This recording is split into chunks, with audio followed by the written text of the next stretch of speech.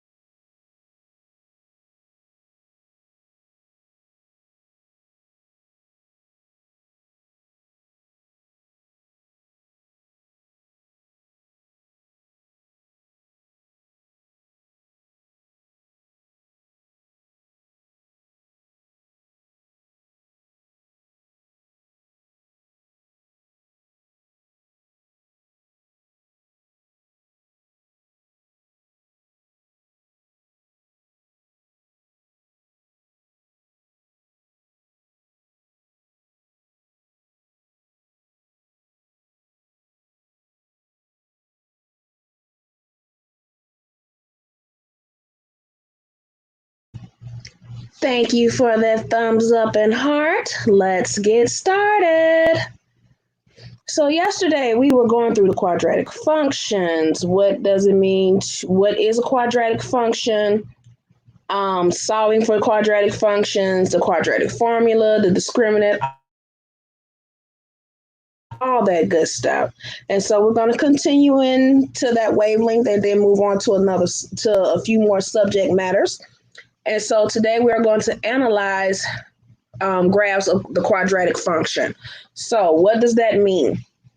First things first, you know that the quadratic formula comes into a standard form, which is ax squared plus bx plus c equals 0 when we're now there's another form of the quadratic formula of the quadratic equation or function, which is x minus h squared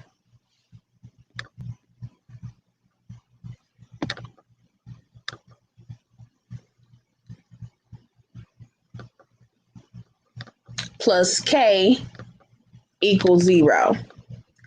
And this is when h and K is your vertex. So this is the vertex form.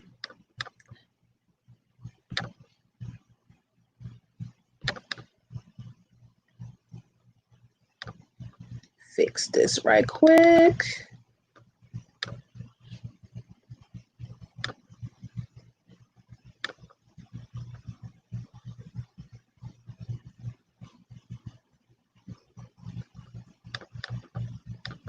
And of course, X equals H for your axis of symmetry. So this will help you understand how graphs move up, down, left, right, whether it's, oh, sorry, I'm also missing this part. Whether it opens up, opens down, shift left, shift right, and if it shifts up or down. So when you are dealing with the quadratic function, you will see either in the standard form or the vertex form. And the vertex form is usually the better form of letting you know how your graph is going to open, if it's going to be wide or narrow, if it's going to shift up or down, if it's going to shift left or right. So first things first we're going to talk about is the first part of the vertex form, which is, if we write out the vertex form, it is y equals a times x minus h squared plus k. That's the standard form. That's the standard vertex form. So now we're going to talk about the A part. The A is very important because it lets you know if it's going to be open up or open down. That means either both tails are going to be up or both tails are going to be down. Also, it tells you whether or not it's going to be a wide graph or a narrow graph. So what that means is narrow, that means it's stretched, or wide means it's shrunk. So you'll hear words such as is a stretch or shrunk. Say that 15 times fast, shall we? Stretch or shrunk graph, and if it's a negative graph or a positive graph. So the best way you know whether or not your graph is going to open up or open down, well, if A is greater than 0, it's going to open up. If A is less than 0,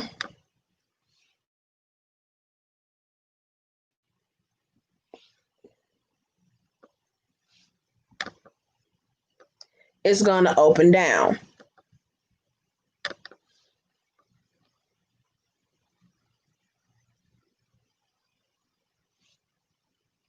Also,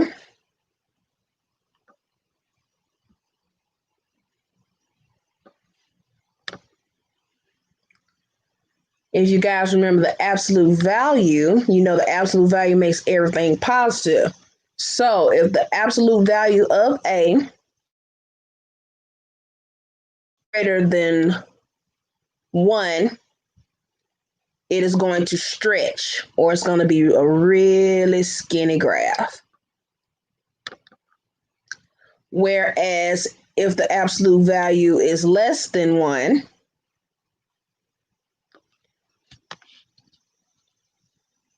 meaning it's in a fraction, like half, 3/4, 2/5. If A is either of those, it's going to be wide or shrunk. And so it's going to look like this. It's going to have a wider U shape. So the A serves two purposes. The A tells you either it's going to open up or down, meaning if it's positive, it opens up. If it's negative, it opens down.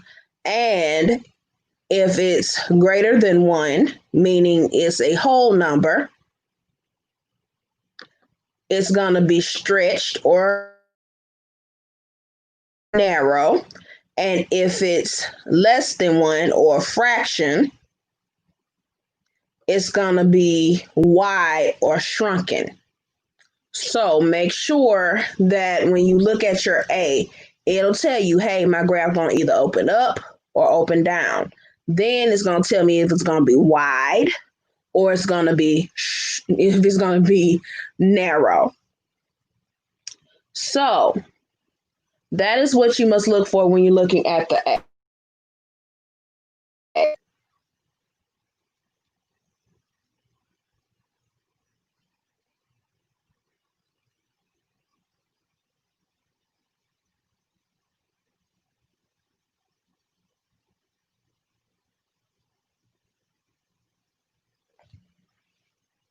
Any questions on the A when it comes to the vertex form?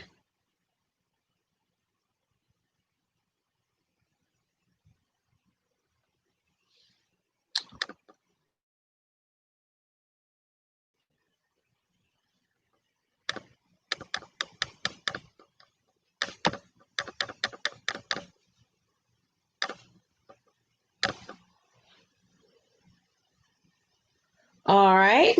Next, we are going to talk about the H. The H is my axis of symmetry, and my H tells me whether or not I am going to shift to the left or shift to the right. So, of course, if H is less than 0, my graphs go to the left. If my H is greater than 0, it's going to shift to the right. Now notice in the graph, in the original graph, my H has a minus in front of it. So to know whether or not you're going to shift to the left, that means X is going to be added to H. And if it's going to shift to the right, X is going to be subtracted from H. So when you see a plus H, what that is X minus a negative H.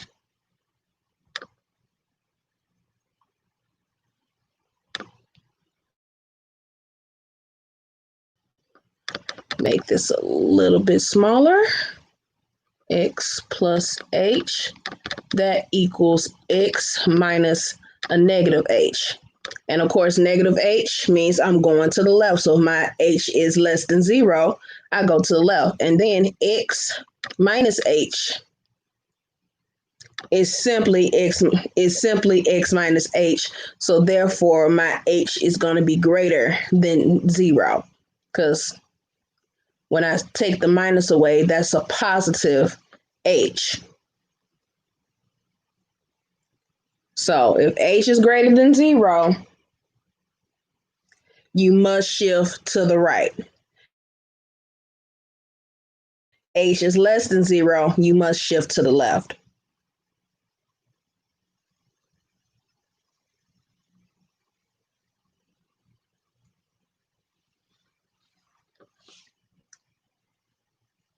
Any questions on the shifting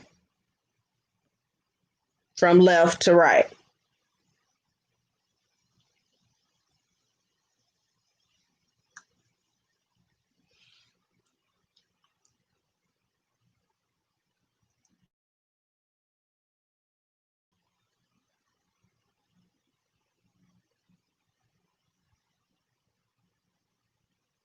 Of course, if you have any questions, you can comment them below and I will answer them because I am looking at my Facebook page and my YouTube page. So Any questions, please comment them below, okay?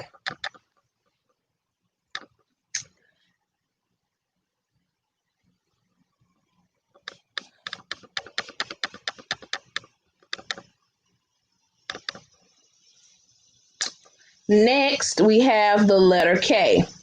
The letter K has the simplest job ever. And I say that because it literally just tells you whether the graph's going to go up or if the graph's going to go down. So plus K means it's already in its rare form or its actual form that it needs to be in. It won't have to be like H where you have to guess if it's going left or right. K is positive. Therefore, if it's positive, it's going up. If it's negative, it's going down. So K greater than 0.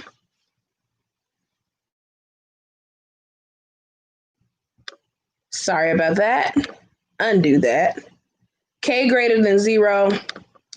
That means my graph is going to go up. K less than 0.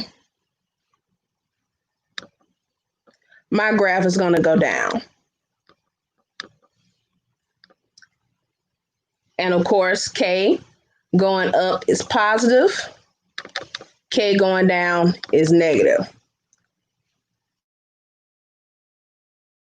Its job is simply to move the graph up or down on the graph.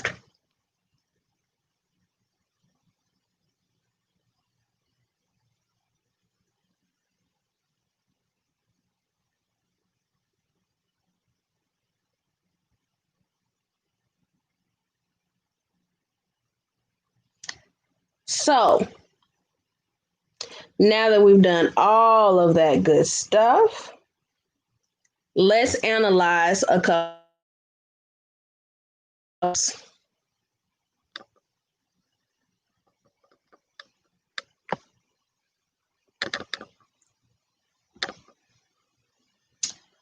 So, say for instance, we have y equals x plus 4 squared minus 21.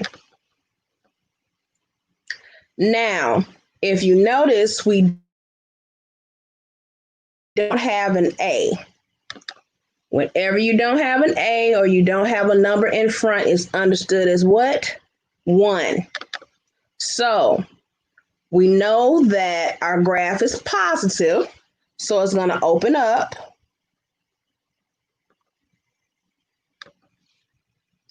It's in its standard form, so it's not hugging or it's not stretching or shrinking. It's the standard form of the quadratic equation. Also, based on the 4, we know the graph is going to go to the left because x plus 4, that means that it's x minus a negative 4. Therefore, my graphs go to the left. And based on the negative 21, my graph shifts down 21 units. So my vertex is negative 4, negative 21, and my axis of symmetry is where x equals a negative 4.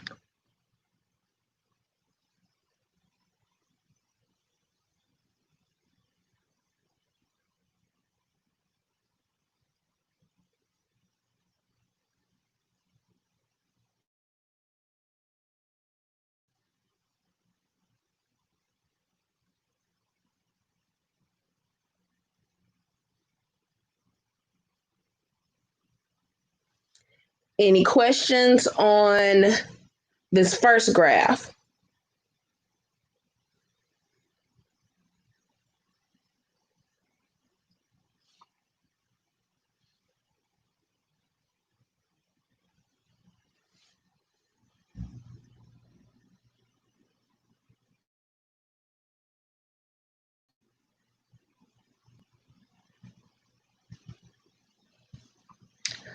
All right, next graph.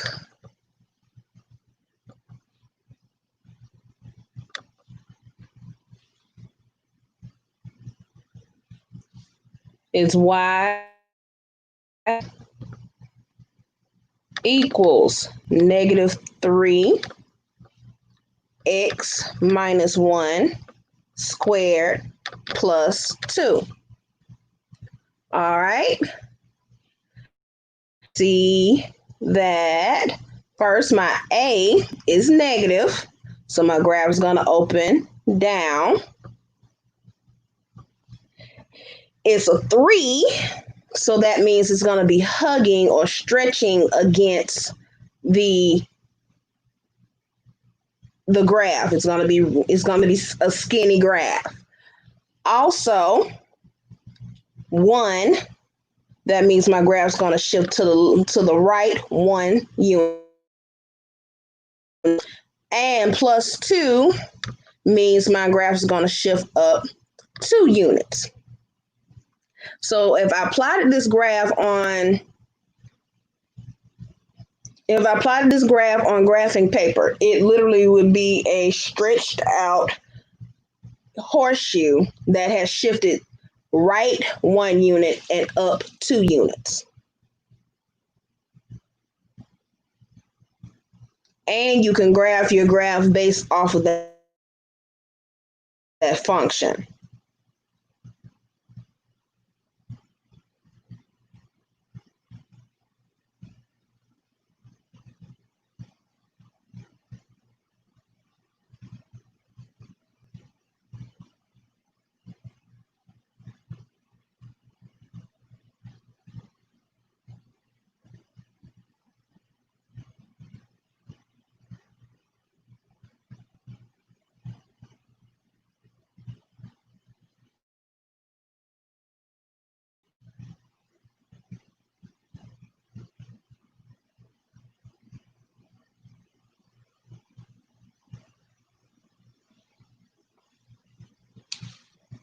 All right.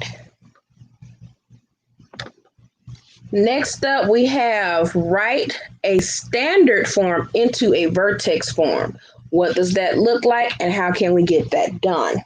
Well, y equals x squared plus 8x minus 5. The rule is I can complete the square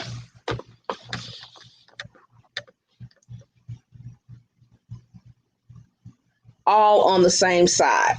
Because remember, completing the square is simply moving the constant to the other side, completing the square, adding that number on both sides, right?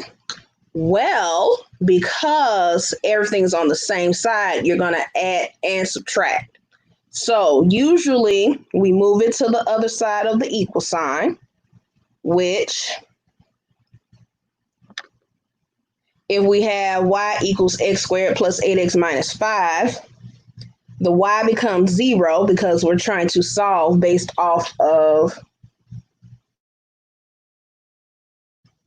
completing the square. So that would be x squared plus 8x minus 5, and that equals 0. And of course, I would add 5 on both sides, and that'll be x squared plus 8x equals 5. And of course, we would find the completion of square by saying 8 divided by 2 and squaring it. 8 divided by 2 is 4. Square it, therefore it's 16. So it's plus 16 here and plus 16 here. So once I do that, we always know that that is x plus 4 squared, and that equals 21. And of course, vertex form says that I can subtract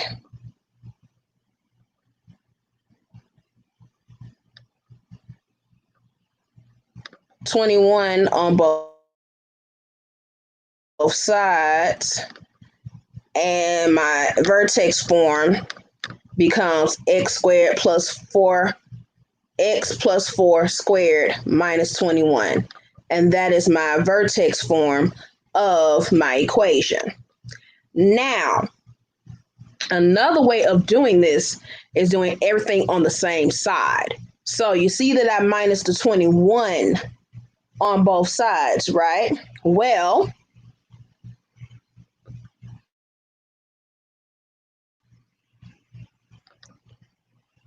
another way of doing this without changing the y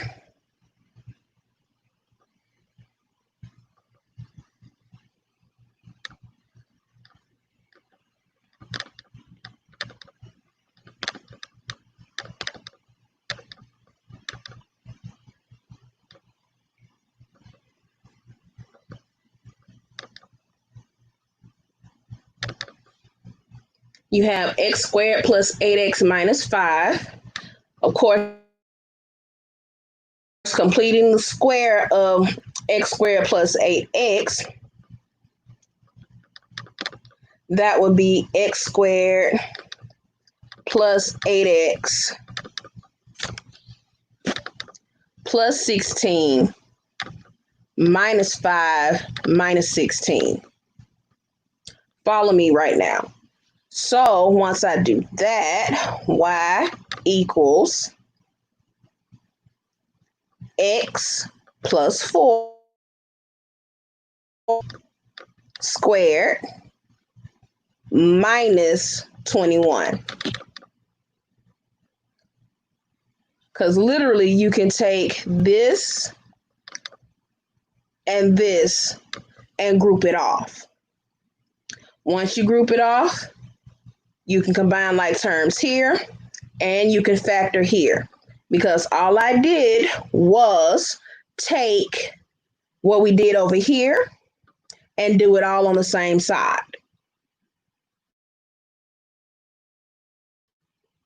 Because if I was adding 16 on the other side of the equal sign, I'm going to subtract 16 on the same side.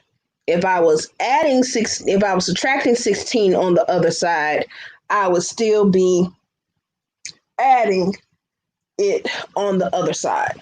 But of course, with completing the square, most likely you are going to be adding, not subtracting, but still, it allows you the commitment of doing it on one side without removing the y.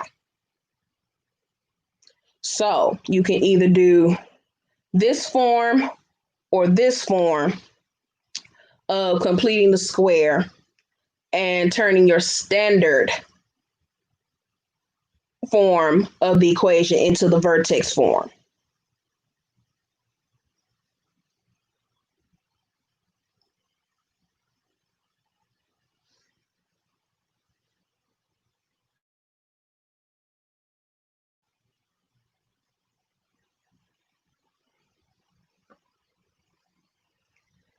Now, what if your a does not equal 1, meaning it's either less than 1 or greater than 1, meaning it's either positive or negative. So say for instance, you have y equals negative 3 x squared plus 6x minus 1. Now, of course, completing the square, if I was doing a actual complete the square, change the y to 0, add 1 on both sides, and start completing my square that way. Well, you can do all of that in one spot. So y equals, you have the negative 3x squared and the 6x. What do they both have in common? They both have in common a negative 3. So if I pull negative 3 out of these two terms, I have x squared minus 2x. And of course,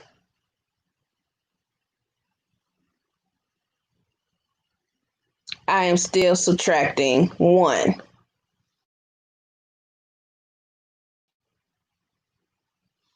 Then, once I do that,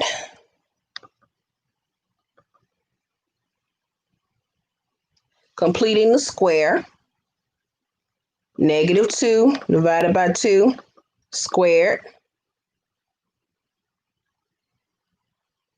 Negative 2 divided by 2 gives me negative 1. Square that, and that gives me 1. So if I'm adding 1 here, I'm going to be adding 1 here as well. Also, whenever you have a leading coefficient greater than 1, you must also multiply it to the constant. So remember when I did the factor out of 3, divide by 3, and then I multiply the n number to 1, same principle. So factored out of 3 here, multiplied the 3 here, and I added 1 to it.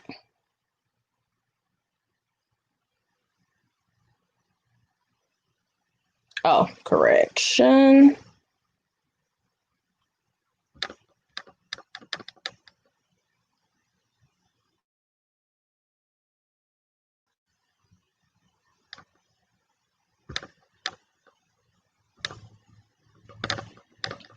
Just so I'm making sure that I put this on the correct one. So that's minus 1 minus negative 3 times 1. Now, the reason I must do it that way is because remember, if I'm adding 1 here, I have to be subtracting the leading coefficient times the 1 that I would have been adding on the side. So once I do that, that gives me negative 3 x minus 1 squared, because of course perfect square means that the minus 1 is going to be inside as my vertex. Then minus 1, a negative 1 minus negative 3 times 1. Well, of course, negative makes positive. And so that is negative 1 plus 3, because of course anything times 1 is itself. So negative 1 plus 3, that gives me a plus 2.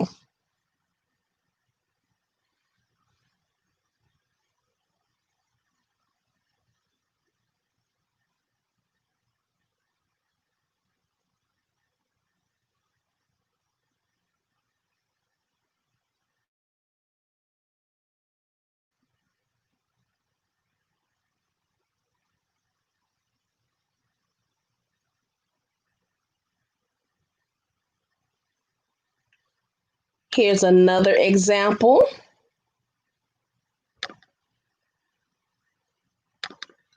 Y equals 3x squared plus 3x. Actually, because I think that's going to give a fraction. Well, you know what? Never be afraid to tackle fractions. So, of course, I can pull a 3 out of this. And y equals 3 times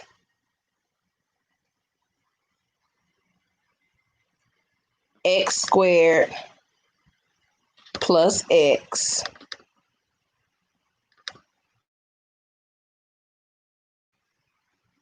And that's minus 1. So now 1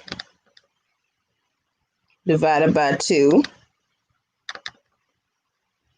squared, because my coefficient of the second term is 1. Therefore, 1 divided by 2 squared is 1/4.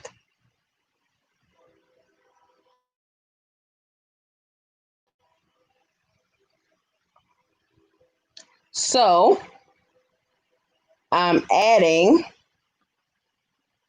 1/4 here, and I'm subtracting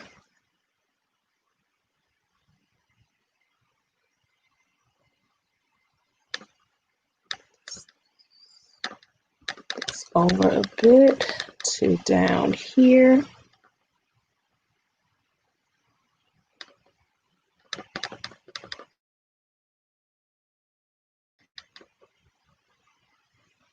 And of course, the reason why it's 1/4 is because 1 squared is 1, 2 squared is 4, therefore it is 1/4.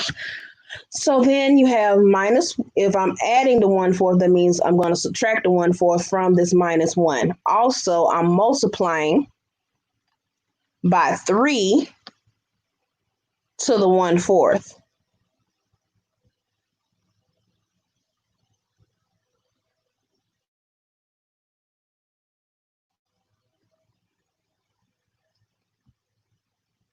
Probably would help that my 1/4 does not look like a Y.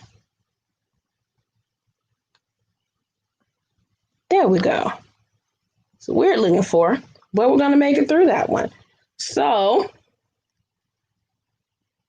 Y equals 3. And of course, X plus 1/2 squared, because remember, more than likely, if your B starts off like that, that is going to be your plus or your minus that is squaring. And we are going to subtract 1 minus -1 minus 3 times 1/4. So of course, 3 times 1/4 is 3/4.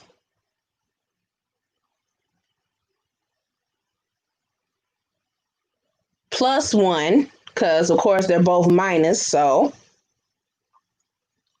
let's see, -1 minus 3/4. That of course becomes 1 3/4, or -1 3/4, or 4 times 1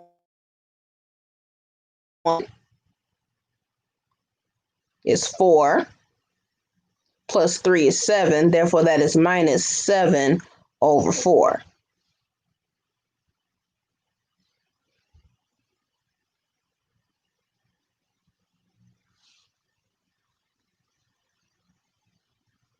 And that's how you go from standard form to vertex form. Any questions for move on?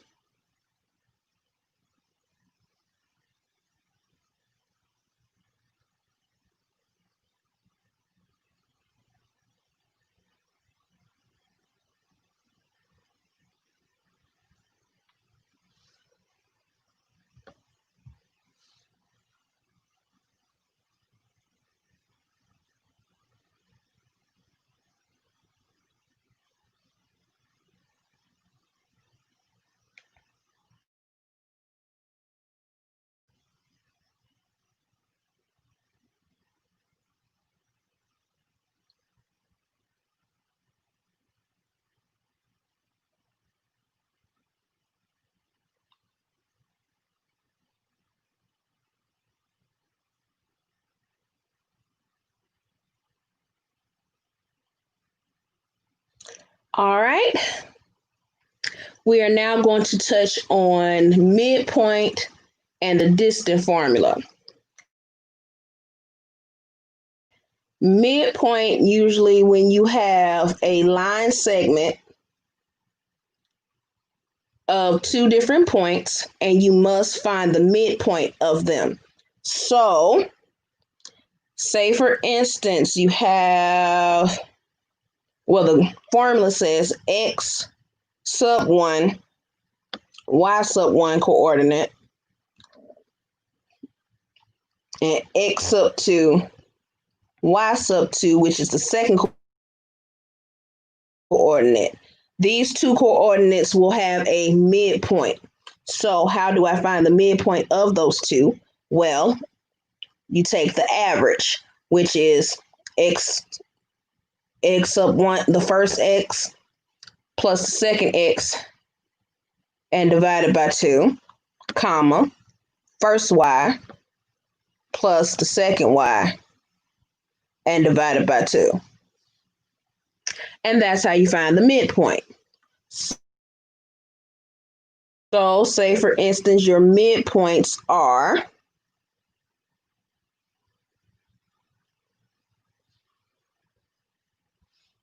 say for instance, your coordinate points are 4, 5,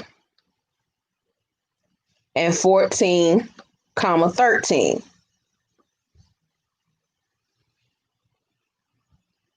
To find the midpoint, I simply go, well, this is my first x, this is my first y, this is my second x,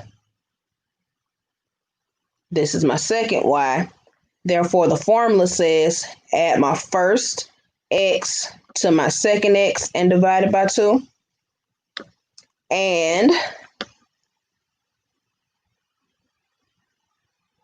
add my first y to my second y divided by 2. And that should give me 18 over 2, comma, 18 over 2, which makes my midpoint 9, 9. That is how you find the midpoint. Just as simple as that. If the question says find the midpoint and it gives you 2 points, this is how you find the midpoint between those 2 points.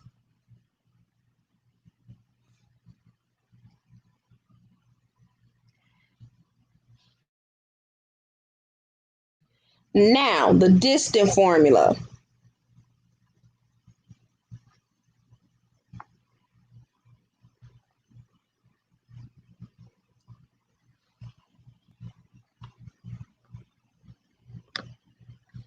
All right, so the distance formula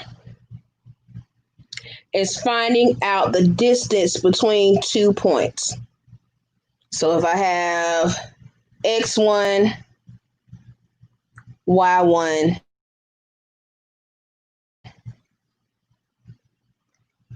x2, y2,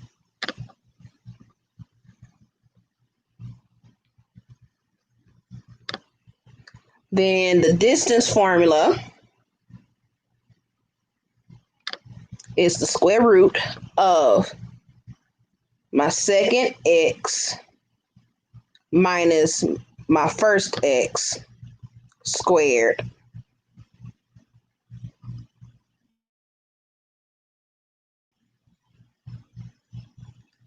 plus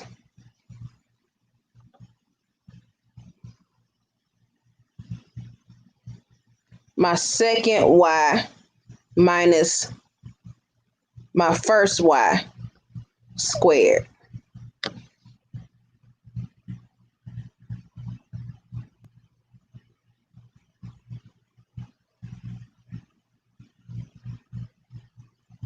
So the change in my x squared plus the change in my y squared, meaning how many units is the first x, the second x from the first x, and how many units is my second y from my first y. Squaring that and getting the square root of it gives me my distance formula, or the distance between my 2 points. Example, say my 2 points are point A on the graph, which is -3 and 6, and then point B is 4, -4. So that means A is in quadrant 2 because my X is negative and my Y is positive, and B is in quadrant 4. So it's going to look like it's going this way based on the graph. And I want to know the distance between the two.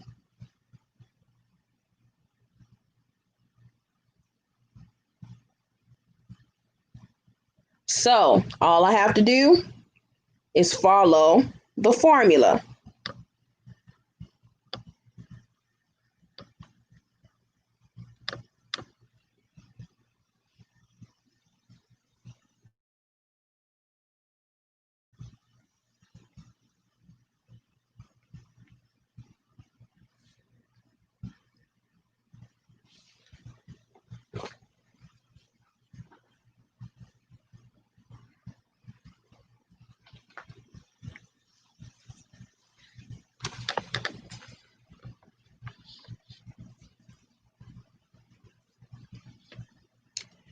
All right, so D equals the square root of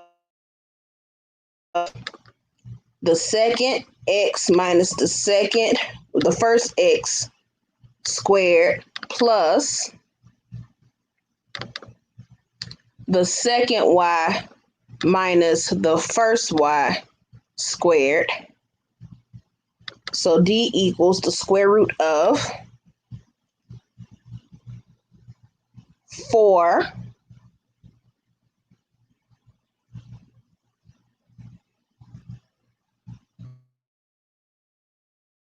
minus -3 squared. Hold one moment, please.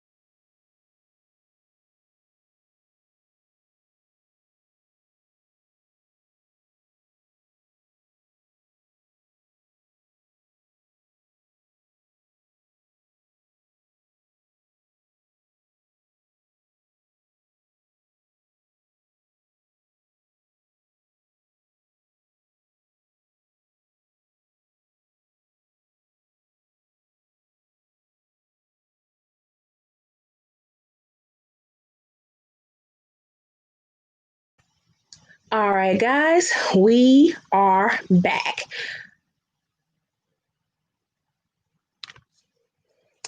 So, where were we?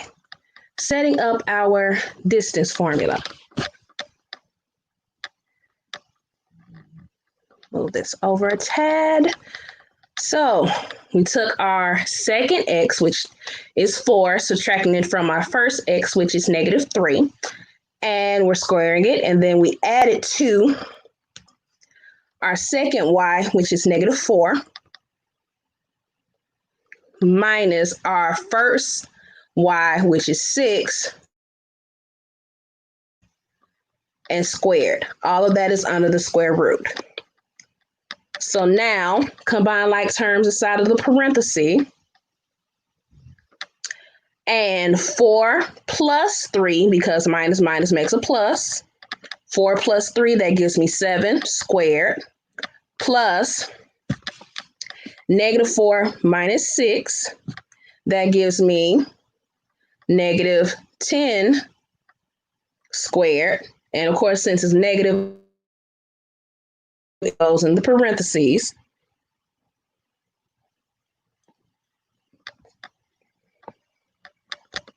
And D equals 49, because 7 squared is 49, plus -10 squared, that gives me 100. All of that is under the square root sign. Do not forget your square root sign. You're going to need it. And then D equals the square root of 149. That is your distance.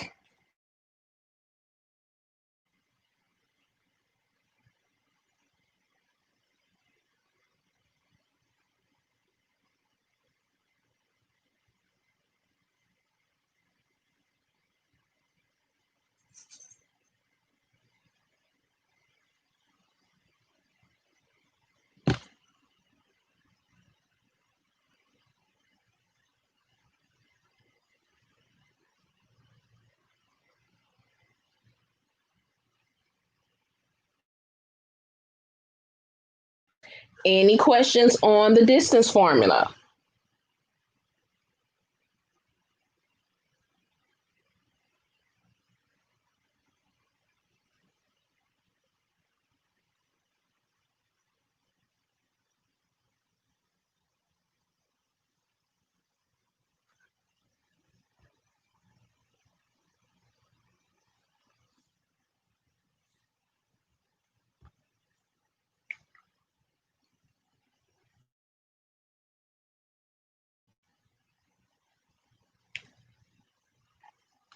All right, next we have is the circle, or the equations of circles.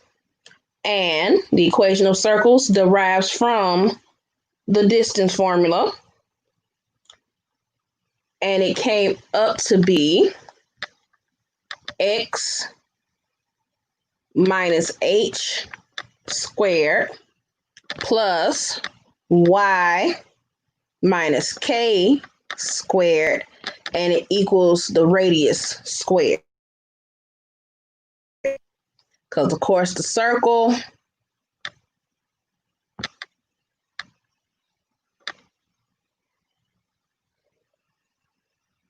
you have your center point,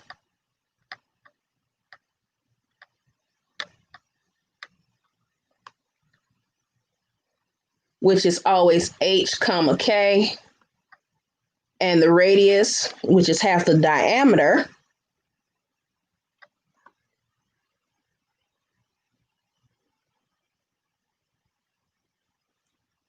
that touches a point on the graph.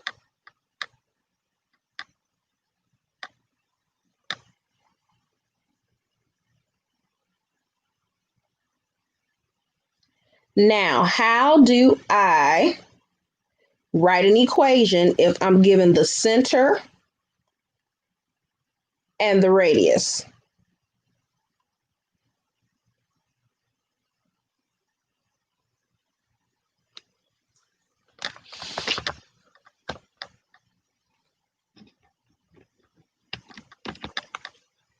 So the center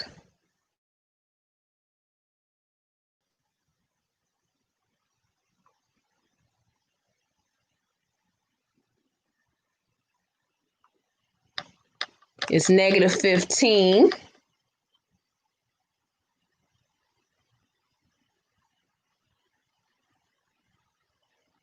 comma,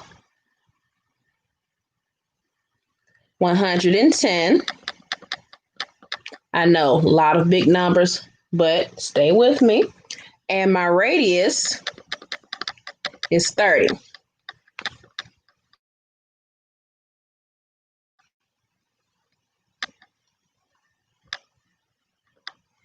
Simply, all you have to do is plug these numbers into the circle equation and you're done. You don't have to solve for nothing. You don't have to find anything. If you're given the center and the radius automatically, this is what you need to do.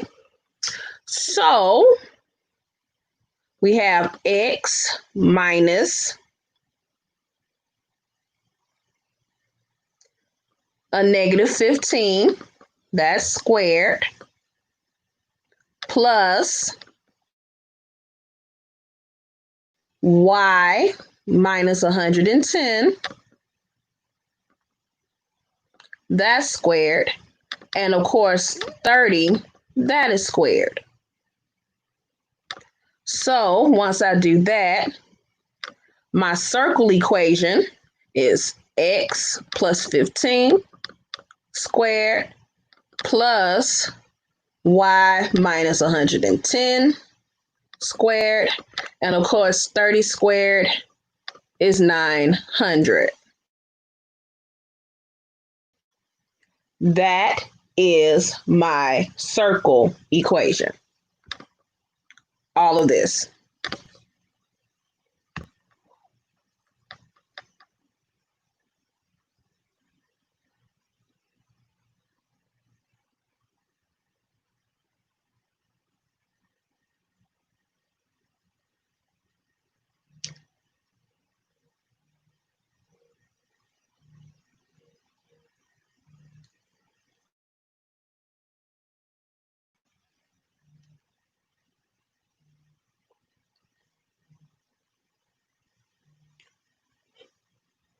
Now, what if you don't have your center or your radius, but you are given the diameter? Now, remember, the diameter of a circle is 2 times the radius. Therefore, if I divide this both by 2, the radius is half of the diameter. Now, if I have the endpoints of my diameter such as 5, 4, and negative 2, negative 6,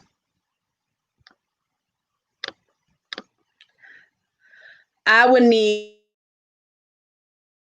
half of these in order to get my center of my circle first. Then take these points and find the distance formula in order to get my radius. So the 2 endpoints you need to cut in half. What does cutting in half 2 points look like? The midpoint.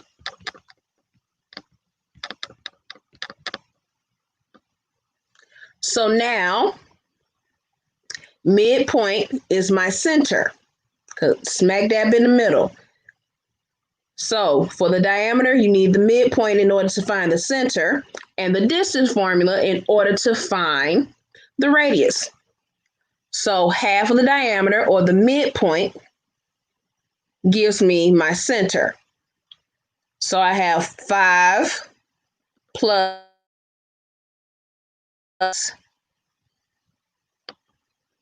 a negative 2 divided by 2. Then I have a 4 plus a negative 6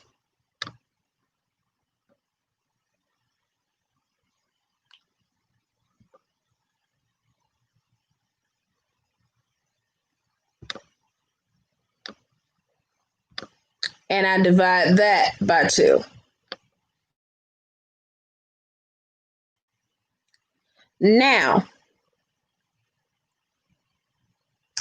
5 plus a negative 2, of course, is 5 minus 2, which gives me 3 over 2. And 4 plus a negative 6 is 4 minus 6, which is a negative 2 over 2. And so my midpoint, or my center, is 3 over 2 and negative 1. So we already have the H and K. Now, once I find my H and my K, and I choose a point on either end of the diameter, I can find my radius. So,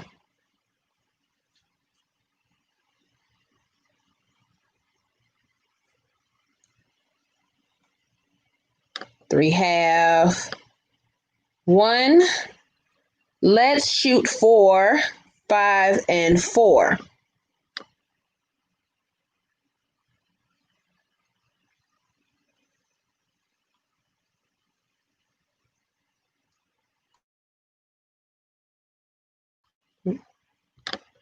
Actually, I'm going to rewrite those.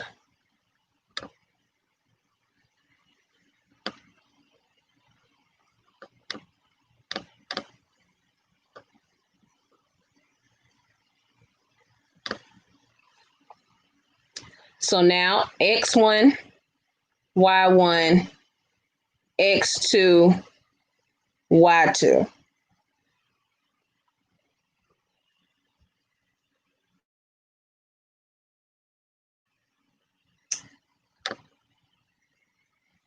Distance formula is the square root of my x2, 3 halves, minus my x1, 5 squared, plus y2, 1, minus my y1, 4, and that is squared.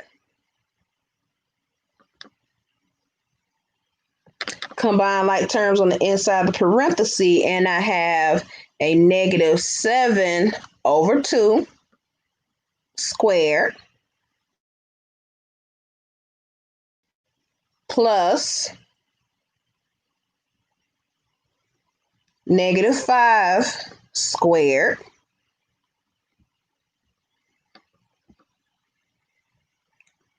and, of course, the square root of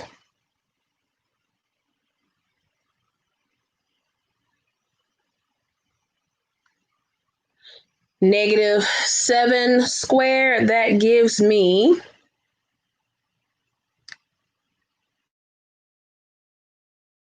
7 squared, negative 7 squared. That gives me 49. Negative 7 squared. That gives me 49. 2 squared. That gives me 4. Plus negative 5 squared. That gives me 25. And of course, 25 can be changed to 100 over 4.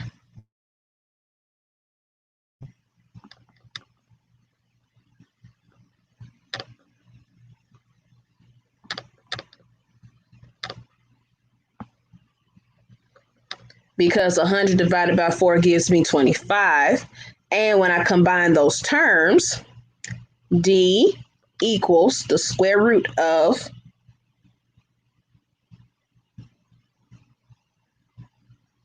149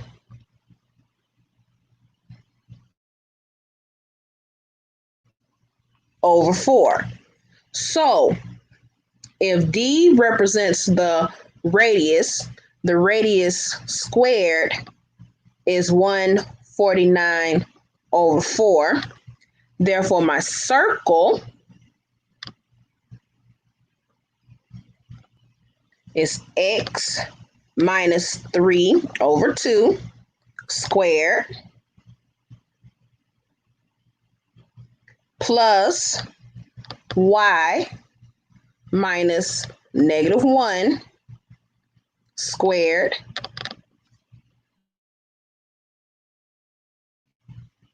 and of course r squared is 149 over 4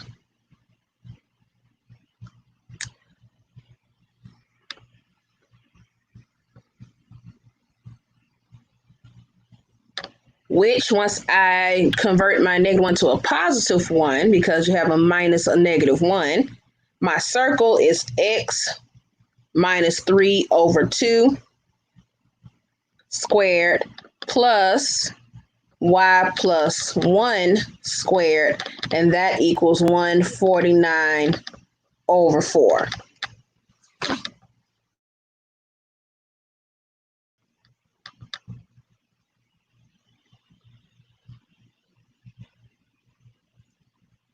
Any questions on the circle equation and how to find it if you have the center and the radius or the diameter, just the diameter?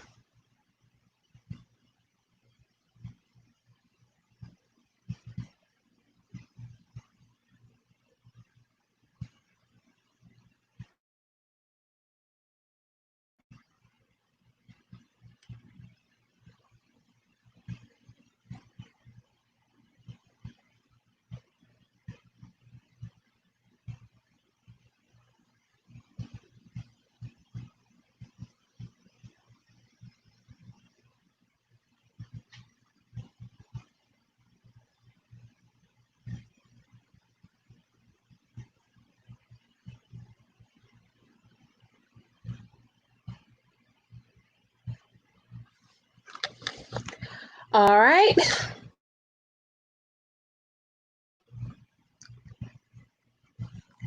Simplify rational expressions. So you'll see some things like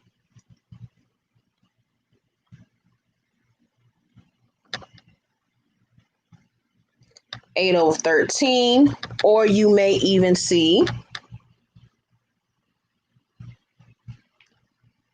8 plus x over 13 plus x. This is called a rational expression. So when you're simplifying it, it means when you take your answers and you break them down or factor them, and once you factor them out, you can cross out the like terms. And once you cross out the like terms, then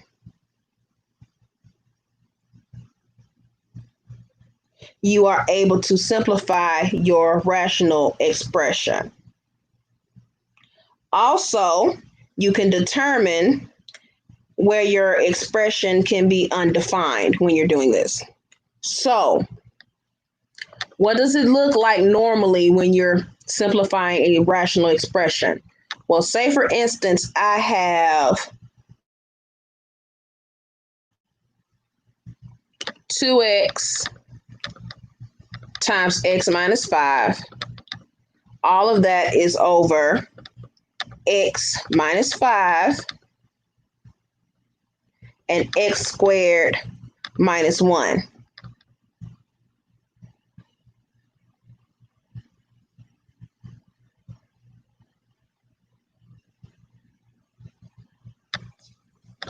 Now, simplifying simply means if I have one on the top, one on the bottom, then what I'm left with is my answer.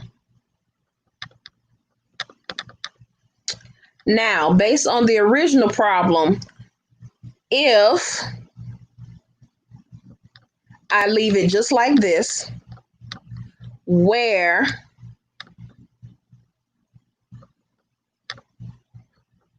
or how can the equation become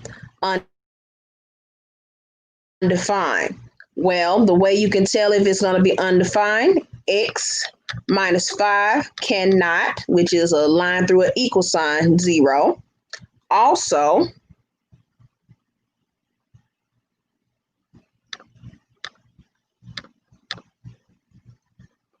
x squared minus 1 cannot equal 0. So, of course, you treat this as if you're dealing with an equal sign. So you add 5 on both sides, add 5 on both sides.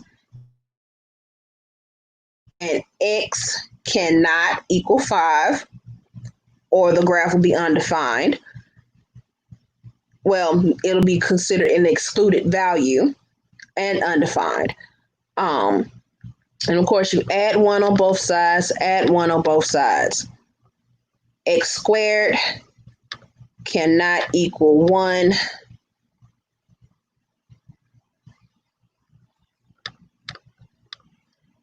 Therefore, x squared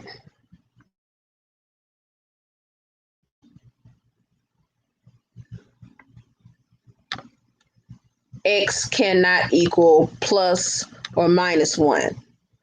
So your excluded values are -1, 1, and 5.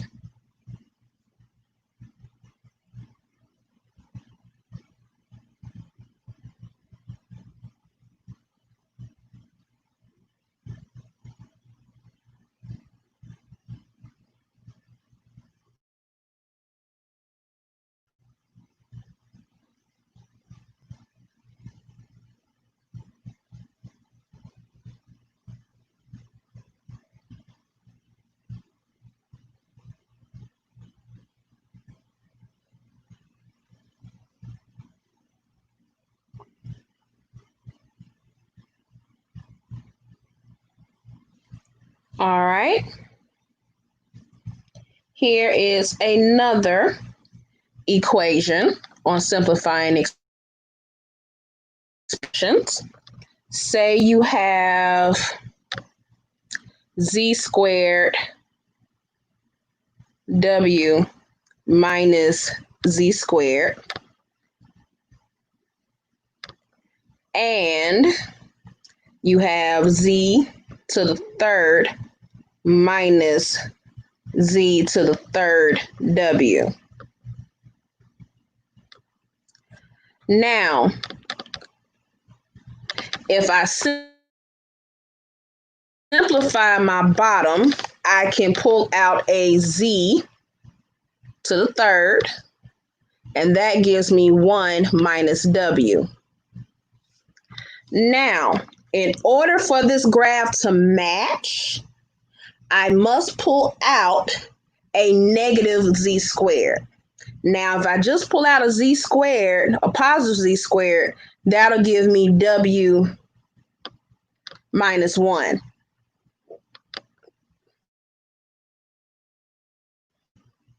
And of course, w minus 1 and 1 minus w are not the same. But if I pull out a negative z squared,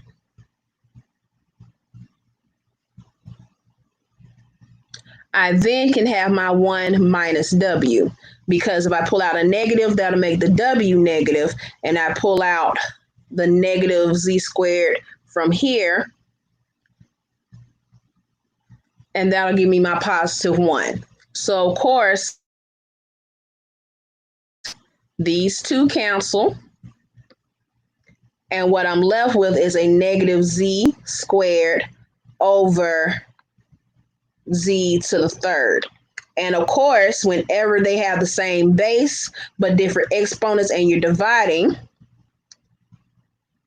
that is a negative z to the 2 minus 3, which is negative z to the negative first. And of course, when you're dealing with negative exponents, that flips it to its fractional form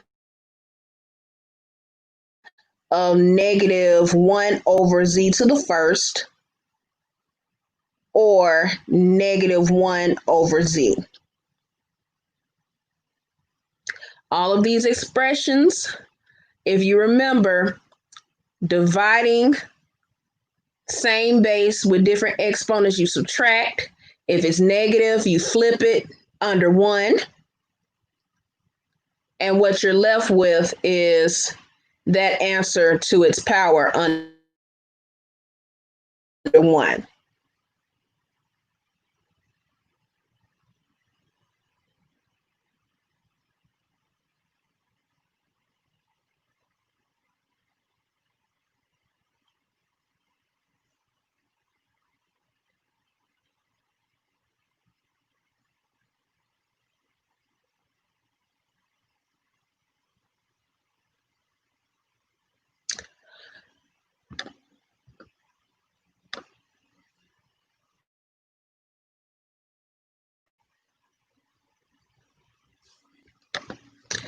All right. Here's another one. 4a over 5b times 15b squared over 16a to the third. So now, if you remember, cross multiplication works if you can simplify the numerator of the first fraction to the denominator of the second fraction, or the numerator of the second fraction to the denominator of the first fraction. What I mean by, you literally can cross simplify both of the fractions. So I'm gonna start with the 4 and the 16. 4 will go into 4 one time. 4 will go into 16 4 times. Then you can simplify the a's, because a is to the first here, a is to the third there. And of course, a to the first over a to the third is a to the 1 minus 3, or 3 minus 1, which means this cancels out and this becomes a 2. And you follow the exact same process with the 15 and the 5. 5 will go into 5 one time. 15 will go in, 5 will go into 15 3 times. And of course, b to the first, b to the second is b to the 2 minus 1, which cancel this out and make this b to the first. Now, if your bigger number is in the bottom, like this one, it will stay in the bottom. If your bigger number is in the top, like this one, it will stay on top. So once I've canceled everything, 1 times 3, that gives me 3. I have no a on top, but I do have a b on top, and I have a b to the first. And all of that is 1 times 4. That's 4. Then I have no b's at the bottom, but I do have an a squared at the bottom. And my answer is 3b over 4a squared.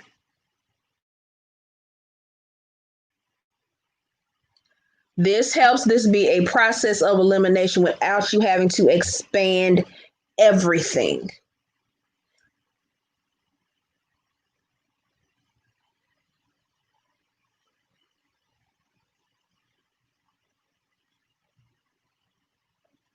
Now, of course, if you're dividing, say for instance, you have 4x squared y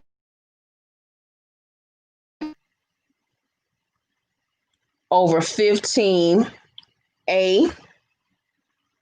to the third b to the third, and I'm dividing by 2x y squared all over 5 5ab to the third. Remember, when you're dividing with the fraction, this becomes multiplication, and these two flip. So I bring down my first fraction as is.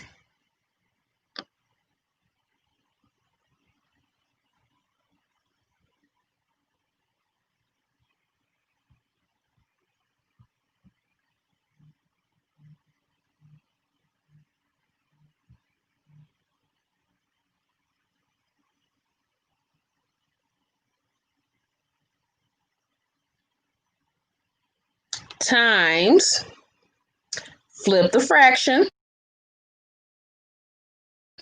5ab to the third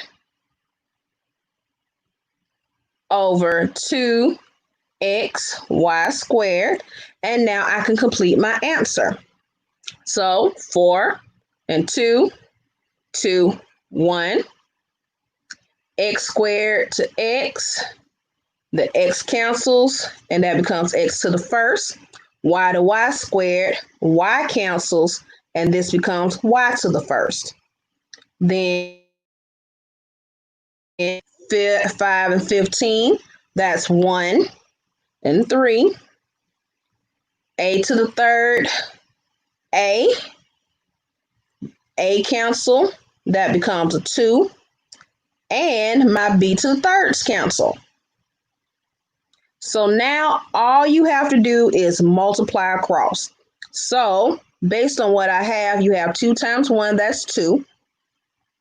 Then the only variable that you have, we've crossed out y, we crossed out a, we crossed out b to the third. The only thing you have is x to the first. And then all of that is over. You have 3 times 1, which is 3. And you have a to the second, because the a to the third became a to the second. The b to the thirds cancel. The x on the bottom cancel. And you have a y to the first. So my answer is 2x over 3a squared y.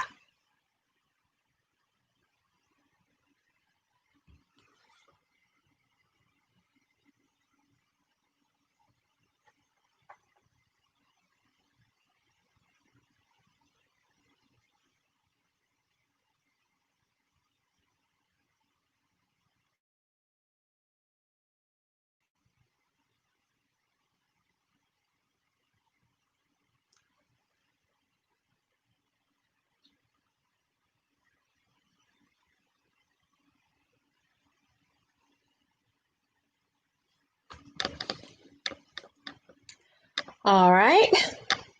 Now, say for instance, you have polynomials in the numerator and denominator, and you're multiplying and you're dividing them into each other. What does that look like? How do we fix it?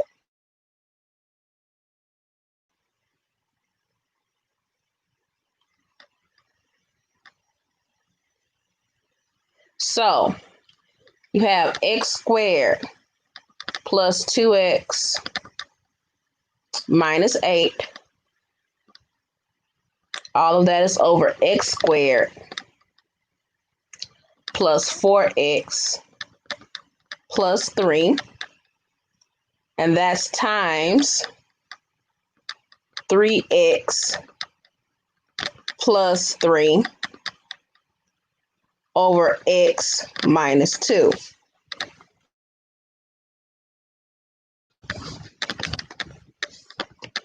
Now, go ahead and factor your trinomials and factor out your binomials if it's not already into its simplest form.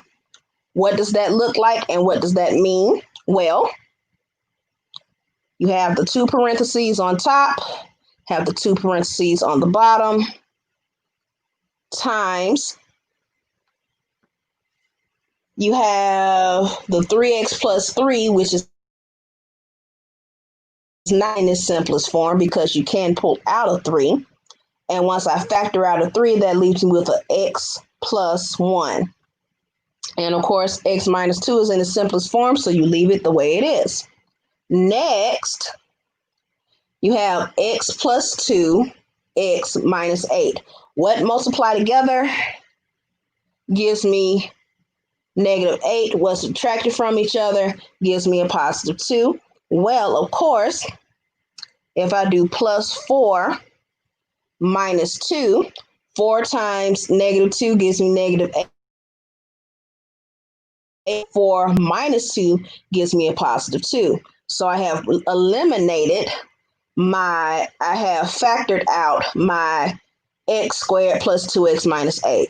Now to factor x squared plus 4x plus 3, well, we know that that's going to be x plus, and of course,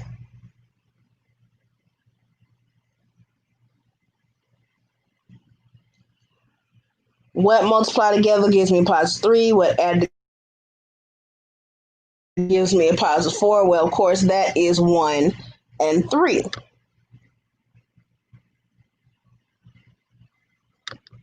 So now I can start eliminating like terms that are on top and bottom, right?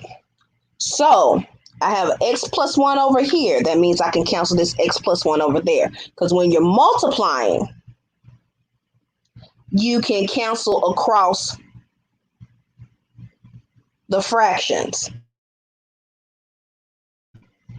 So then I have an x minus 2 over here, and I have an x minus 2 over here. Because remember, they have to be the same on both sides. So once I have canceled everything, what I am left with is I have a 3, so I'll bring my 3 to the front, x plus 4, and then all of that is over x plus 3.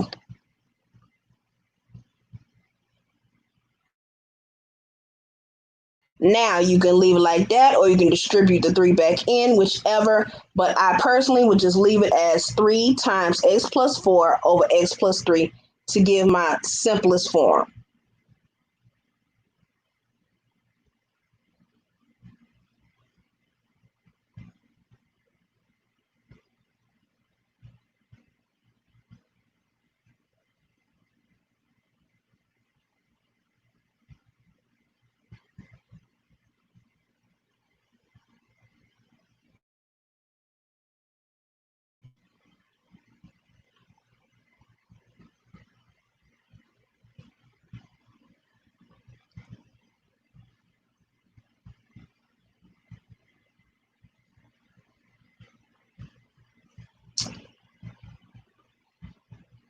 Of course, when you do a multiplication, you must have a division one.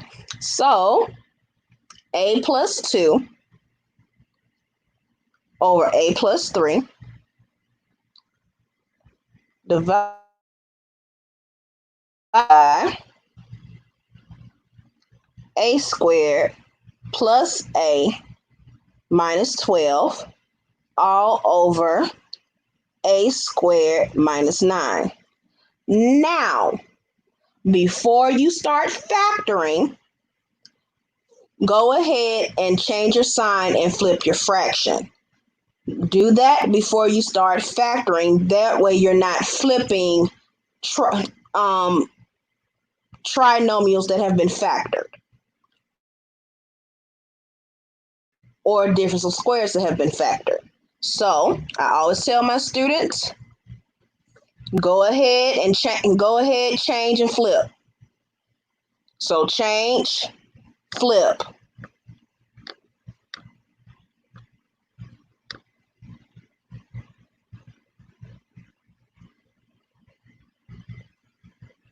Now that you have done that, now you can factor everything out. So a plus 2 and a plus 3 are in their simplest form already. And a squared minus 9 is the difference of squares. So that means the square root of is a plus or minus because of the minus sign, and the square root of 9 is 3. Next, we have a squared plus a minus 12. What multiplied together gives me a negative 12? What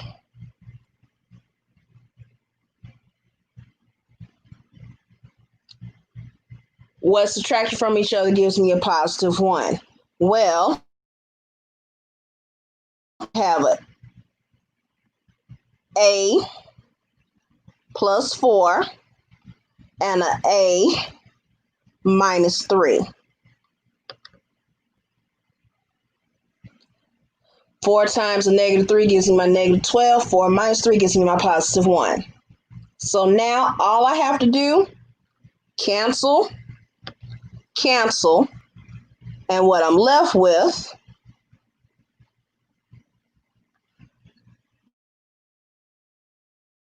is a plus 2 on the top and a plus 4 on the bottom.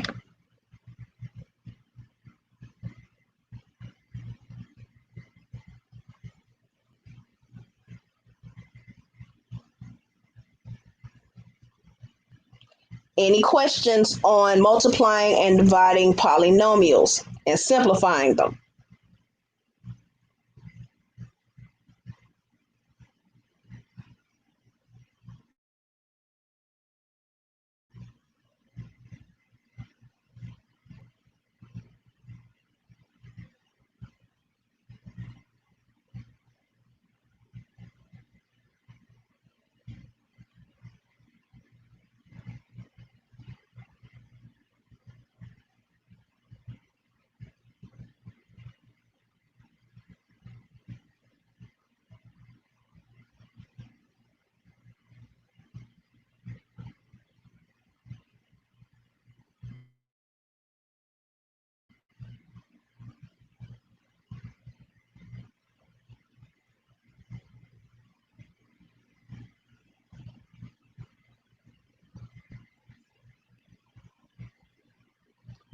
All right. Simplifying a complex fraction. Now, I know sometimes when you have those, you'll have something that looks like 1 over x over x. You've seen that before, right? So all that means is that I have 1 over x and I'm dividing it by x over 1. And of course, once you flip that, that is 1 over x times 1 over x, which gives me 1 over x squared. So literally, complex fractions are division problems on top of each other. So the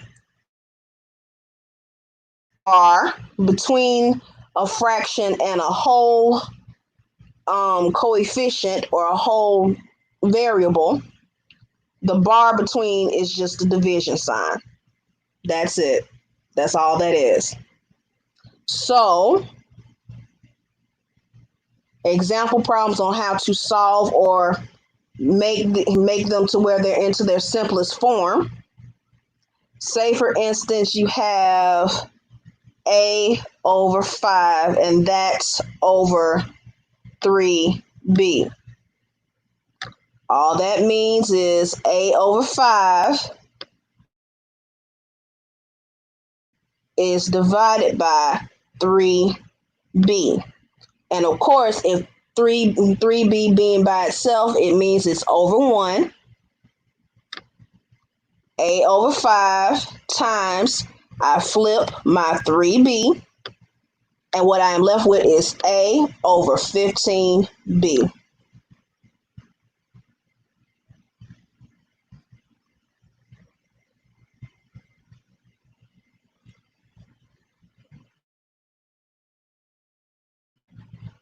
Here's another one.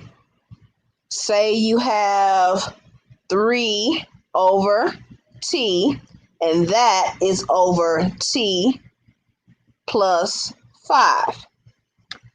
3t divided by t plus 5, and of course all of that is over 1. So when I flip, that's 3t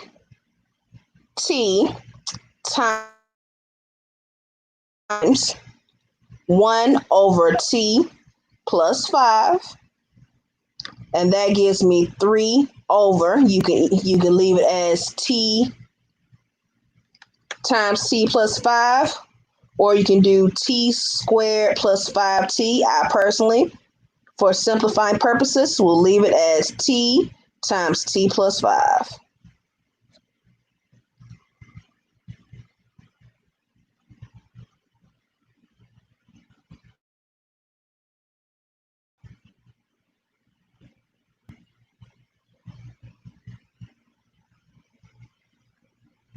Here's another one. M squared minus 9 over 8 all over 3 minus m over 12. Don't panic. Remember that thick bar between these two fractions means division.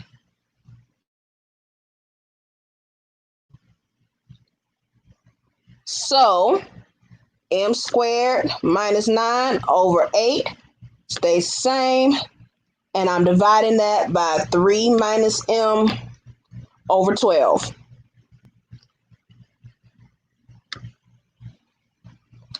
Keep, change, flip. This stays the same.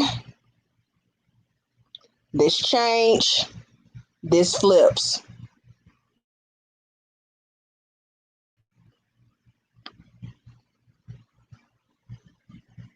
Once I do that, I have m plus 9, m plus 3, because square root of 9 is 3, so m plus 3, m minus 3, all of that is over 8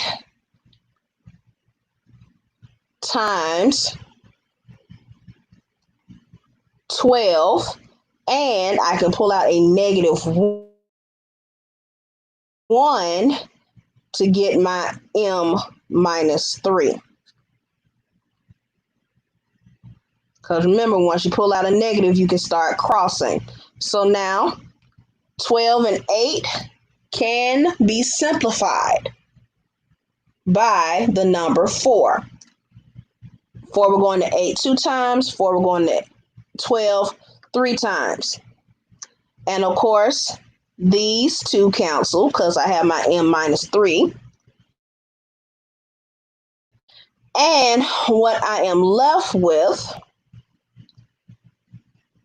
is a 3 times m plus 3 over 2 times a negative 1, because you still have that negative 1, you still have that 2. And of course, that leaves me with a negative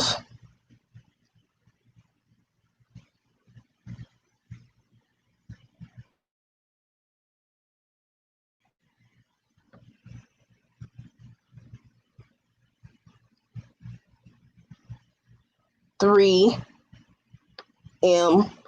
plus 3 over 2. That is your answer.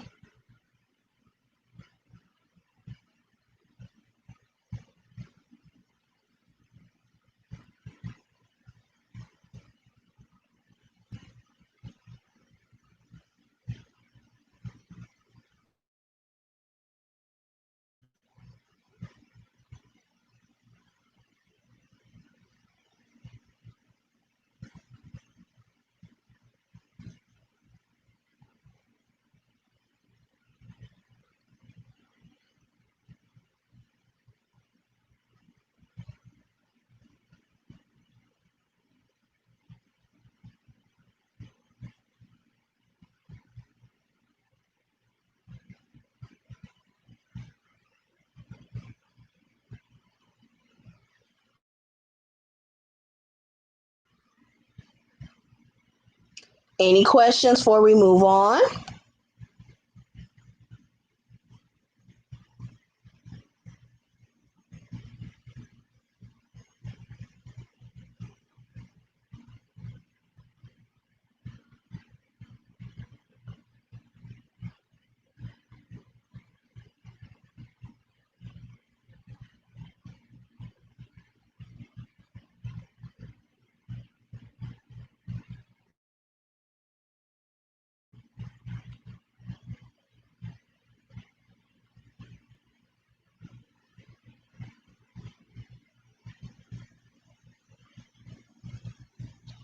All right, here's a brief discussion on exponential and logarithm functions.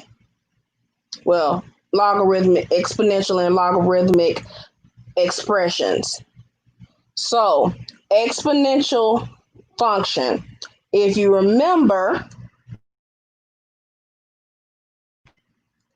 if it's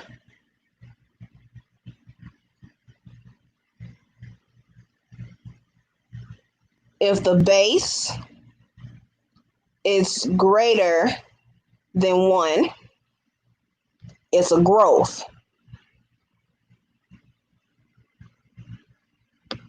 If the base is between 0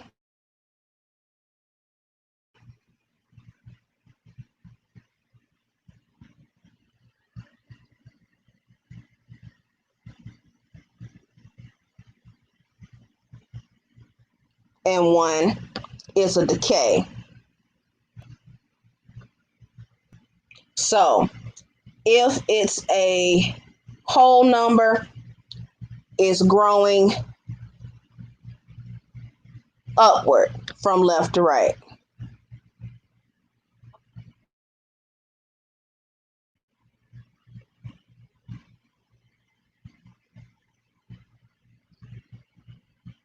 If it's a decay, it's declining downward from left to right. And it never gets to 0.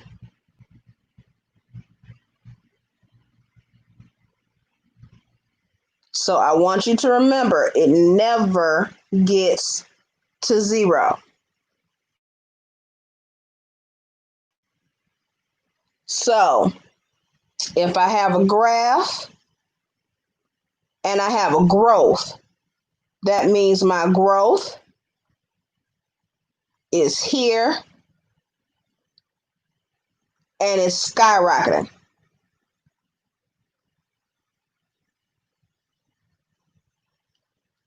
But it never touches 0. Whereas if I'm dealing with a decay, it'll start upward and work its way down. But again, it never touches or crosses 0.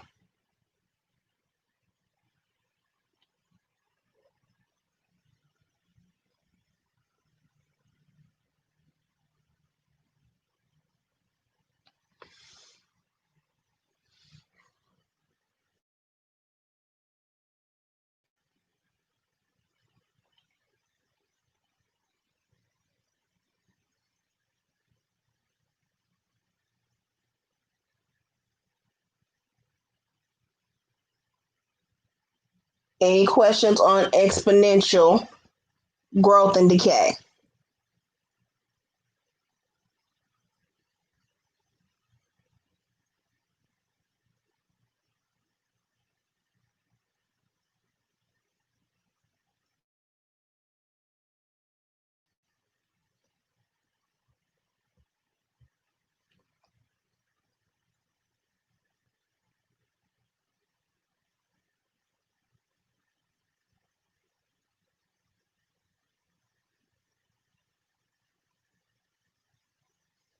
Now, logs are opposite of exponential forms, and it can be written as such. You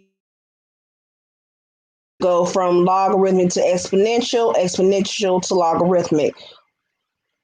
Logs typically look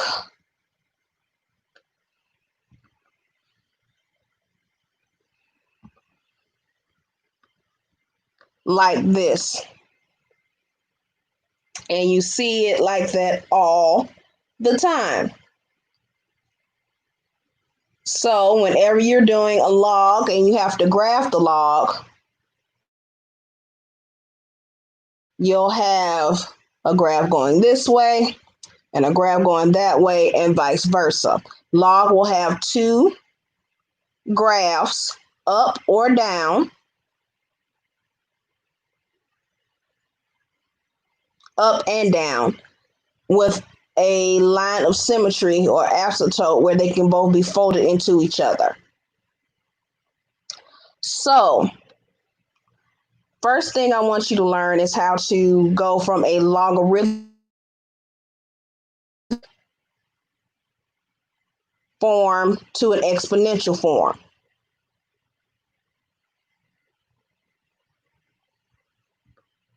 So, to go from logarithmic to exponential form,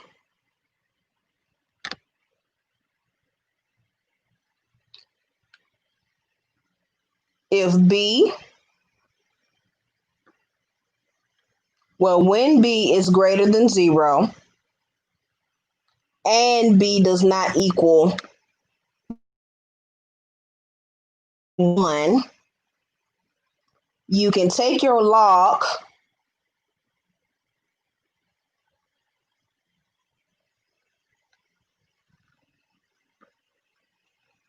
and convert it into an exponent or exponential form.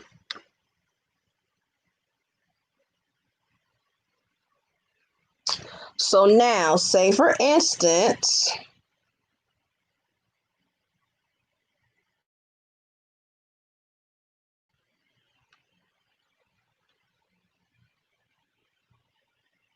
you have log 8 and 1. And of course, log 8, 1 is 0. To go from the logarithmic and become exponential, where this is my x, this is my y, this is my b, therefore 8 to the 0 equals 1. Also, the base, the common base, and the common and major base of all logarithms is base 10. So when we're talking about logarithms, we're basically dealing with base 10 logarithms. And sometimes you'll have where you'll have something like the log of 5 to log of 5, 12. What does that look like and how do you solve it? We'll get to that in a minute.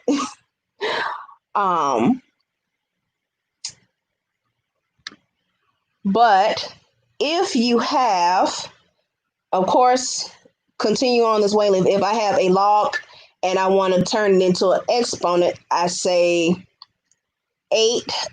I'll take the b of the logarithm, make it my base, take the exponent up on the other side of the equal sign. That'll be, the exponent will be on the other side of the equal sign, which will be y. And my x, of course, is the second number next to the logarithm, which would make it equal to that number.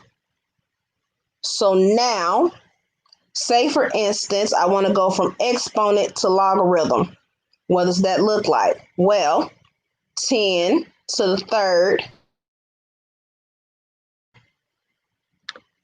equals 1,000. Well, you know, if I can go from the log to the exponent, I can also go from the exponent to log. So now my b is 10, my y is 3, my x is 1,000. Therefore, the log of 10, 1,000 equals 3.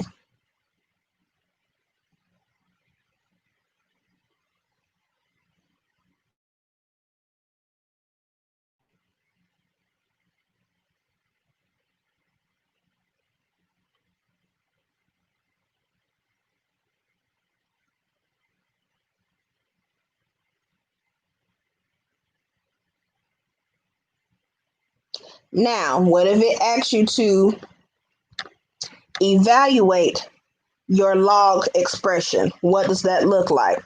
So say, for instance, you have log 264,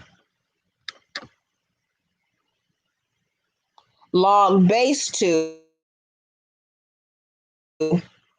64, and it equals y. Well, of course, b, y, x, that becomes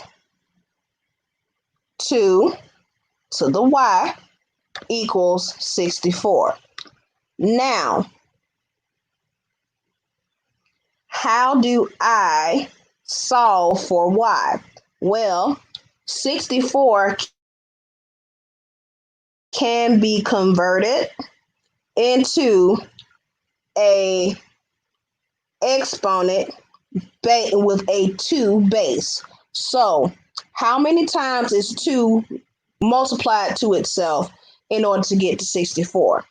Well, 2 is multiplied to itself 6 times to get to 64. So once I do 2 times 2, or 2 times itself 6 times, I can get to 64. So what evaluation tells me is if my bases are the same, that means my exponents can equal each other. Therefore, the log of 264 is 6.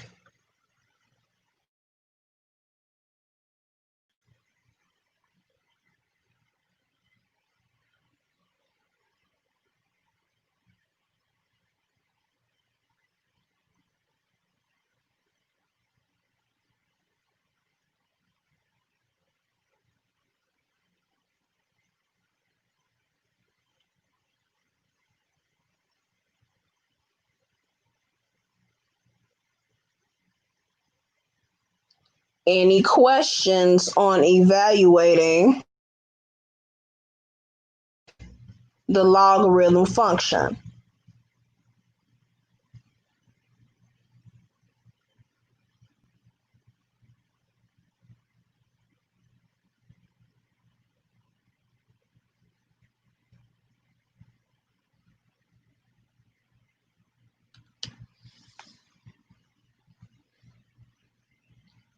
All right.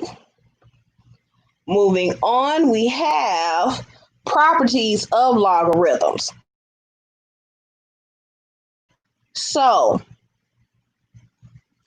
property of logarithm says the first property would be the product property. Product property is the same as if you're dealing with, what's that thing?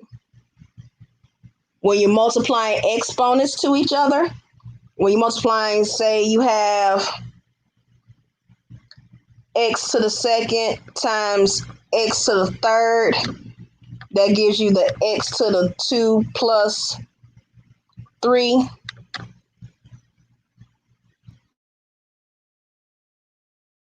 It's the same process.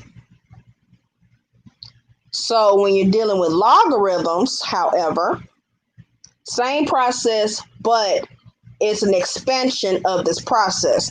So say, for instance, you have, based on the formula, log with a base, whatever the base is, because it's going to be the same base for both.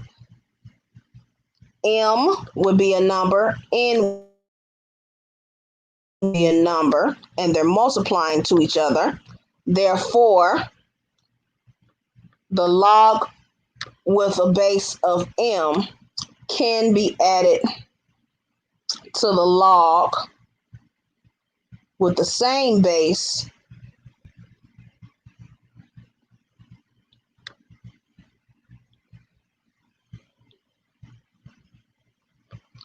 but it's added to N. So what does that look like in terms of numbers? Say, for instance, you have log 3 and 4 is times 7. Or, yeah, X. Expansion form says, or the product property says, since they're multiplying to each other, then I could take log 3 of 4 and I can add it to log 3 of X. That would be your answer.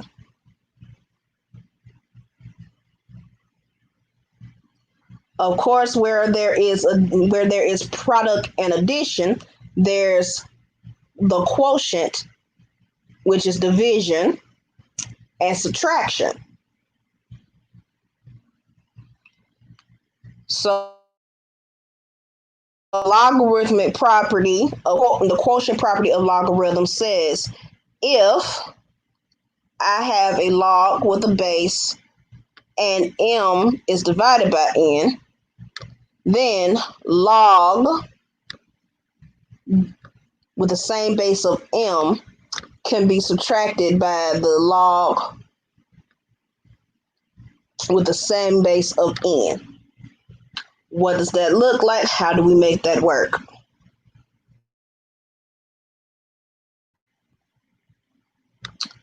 Log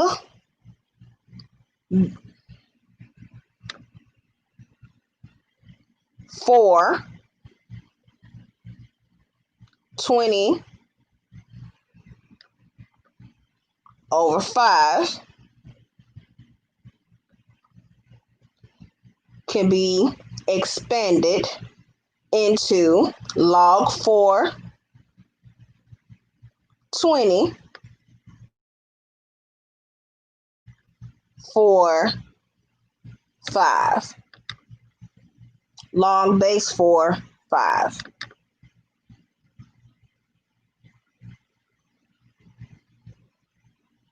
And you can use these properties to allow you to expand or condense.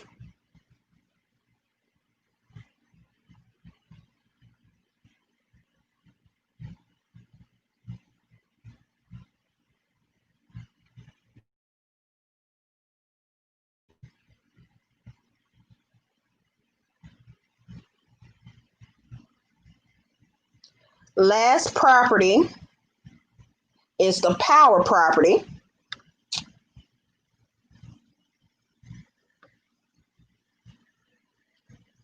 where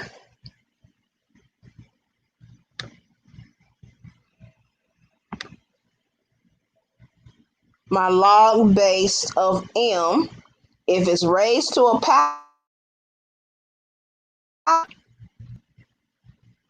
I can move my power or multiply my power to the logarithm of the M. What that means is that I move my P to the front.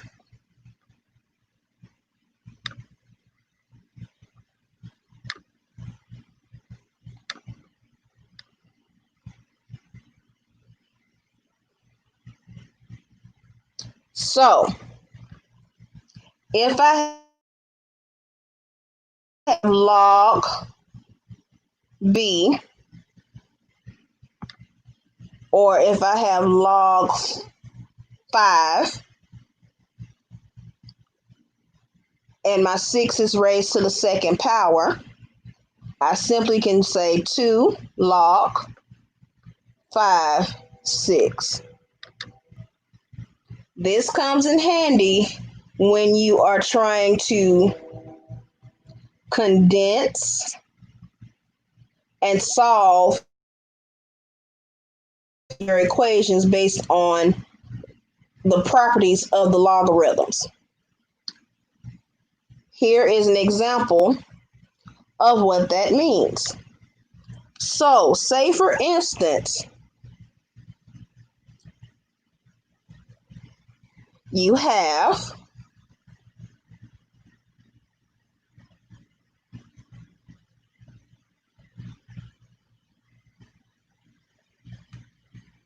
three log 5x log base 5 4, and that equals log base 5 15. Well, we know that this is power, and then these two are the quotient.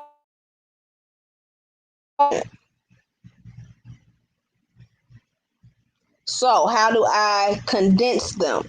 Well, first, I take my 3 and I raise it as a power for x, and then you have your log 4 being subtracted from it, which is equaling log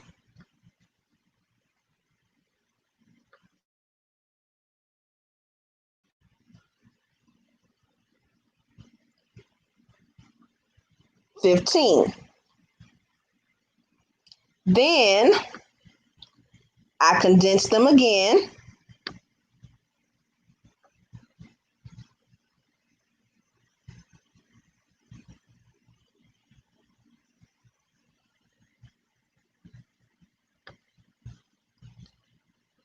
And log 5, I can take the x to the third and put it over 4, because of course, if x to the third over 4 can be expanded to a minus, I can condense them back into a division, and that equals log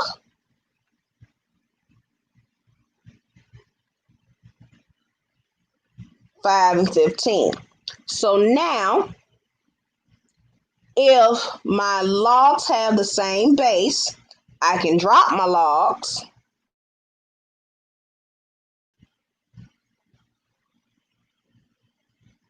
and say x to the third over 4 equals 15. And of course, I multiply both sides by 4 because I want to get x to the third by itself, because we're solving for x, right?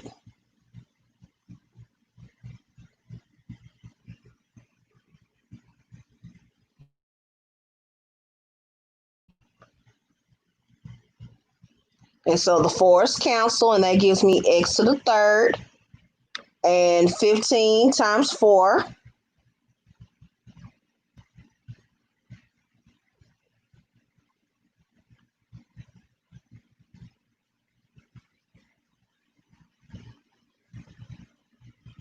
is 60. Then I take the cube root on both sides, because if it was raised to the second power, I'll take the square root. But since it's the third power, we're going to take the cube root, and x equals the cube root of 60.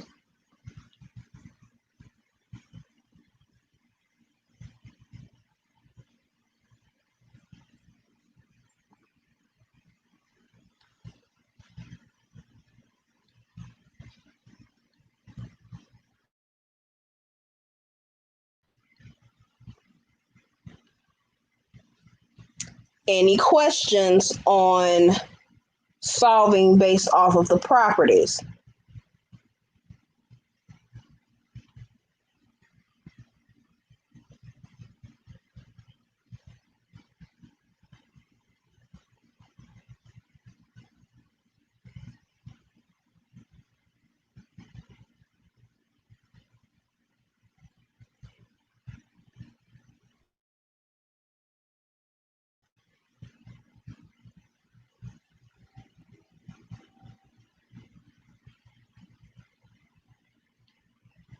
Now, remember earlier I said you can take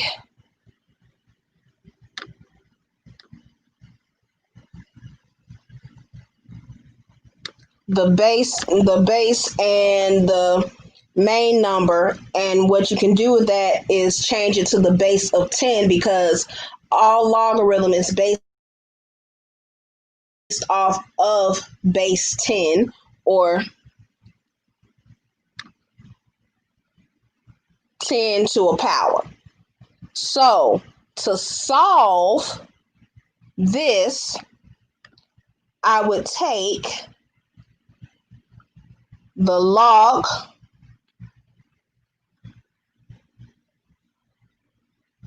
of 12, and I will divide that log over 5.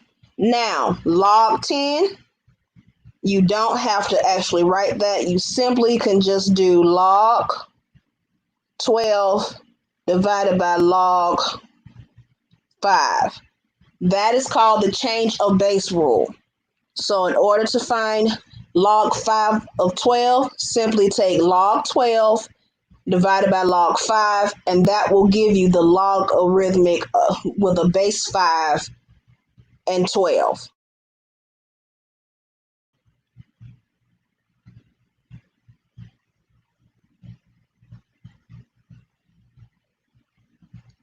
Any questions on the change of base rule?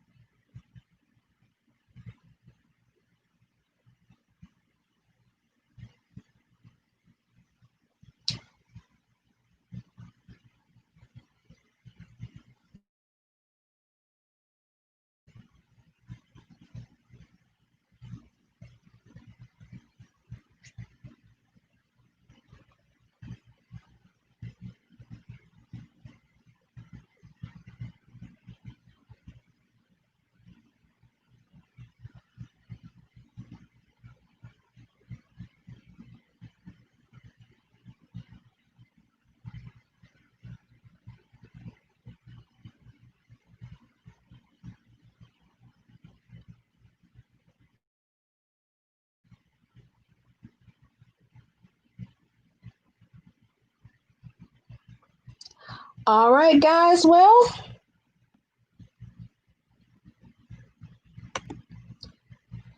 this is what all I had for today, as far as covering the key components of in algebra, what you will see. And so next week we will kick off our pre-calculus with trig, and with that we'll be able to expand on trig functions and pre-calculus, which of course will reintroduce midpoint, distance formula, the circle formula. Pretty much is a lot of algebra with trig functions. So if you have any questions, of course, you can IM me, DM me, inbox me, or text me for all of your questions and all of your needs. Right now, I am going to open the live for live tutoring. And of course, if you have any questions on what we learned today,